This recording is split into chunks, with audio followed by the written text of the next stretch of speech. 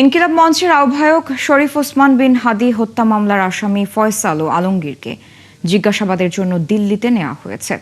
সোমবার এনআইএ বিধাননগর মহকুমা আদালতে ভারতের কেন্দ্রীয় তদন্তকারী সংস্থা এনআইএ এর আবেদনের প্রেক্ষিতে তাদের দিল্লিতে প্রেরণের অনুমতি দেয় আদালত। সোমবার রাতে তাদের উভয়কে কলকাতা থেকে দিল্লিতে নিয়ে যাওয়া হয়। গত 22 মার্চ রবিবার উত্তর 24 পরগনা জেলার বিধাননগর মহকুমা আদালতে তোলা হবে।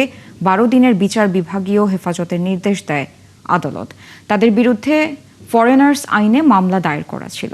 তবে গত 22 মার্চ রবিবার কেন্দ্রীয় তদন্তকারী সংস্থা এনআইএ এর তরফে তাদের বিরুদ্ধে নতুন করে আদালতে আবেদন হয়, যেখানে মামলায় আনলফুল অ্যাক্টিভিটিস প্রিভেনশন আইন বা ইউএপিএ আইনের 16 এবং 18 ধারায় মামলা দায়ের করা হয়েছে।